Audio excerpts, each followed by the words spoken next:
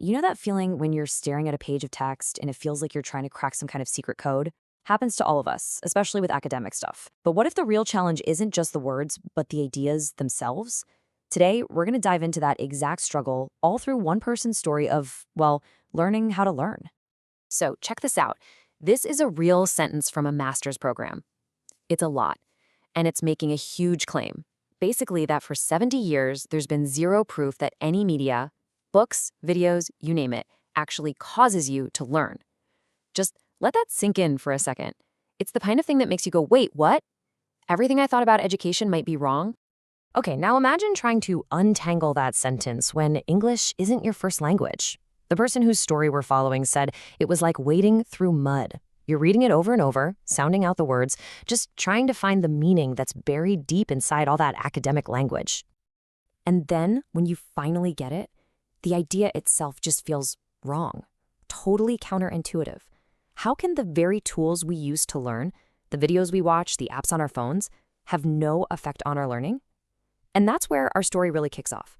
It's this huge clash between a big, famous academic theory and someone's everyday personal reality. To really get why this feels so weird, we need to jump in a time machine. See, that sentence wasn't just some random thought.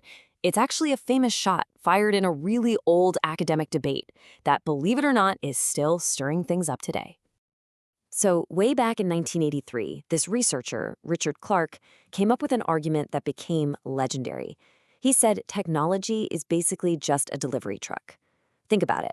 A truck can bring groceries to your house, but it can't make the vegetables healthier. Clark argued that media is the same. It can deliver the information, but the real learning comes from the teaching method, not the screen itself. And right here, this is the heart of the problem. On one side, you've got Clark's theory, and on the other, you have the reality for pretty much any student today, who says, look, for me, tech and learning are totally connected. I literally couldn't do this program without it. So how in the world do you square those two things? Well, the answer, it turns out, comes from somewhere completely unexpected.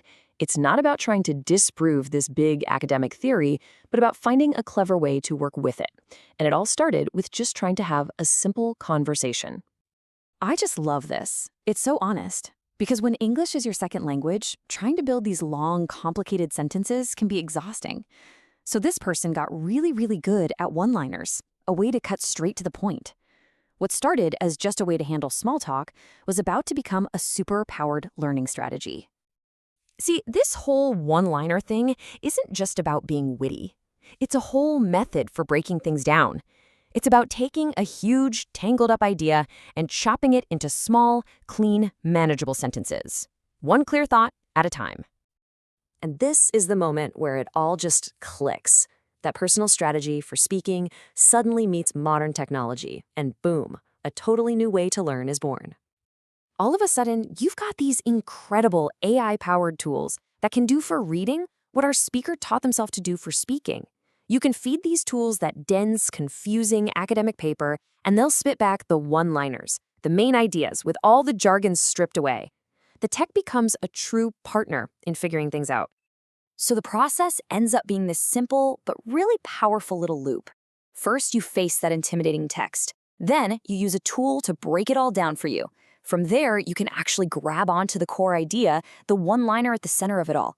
And by doing that over and over, you can actually keep up. It's a totally modern solution to a very old problem. And this, right here, is the biggest insight of all. This whole journey wasn't just about passing a class or understanding one theory. It was about realizing that to really succeed, you have to constantly upgrade your own process. You have to be willing to learn new ways to learn.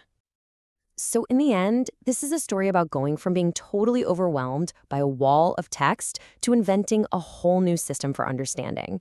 And it really makes you think, right? In your own life, what's a new way you've learned to learn?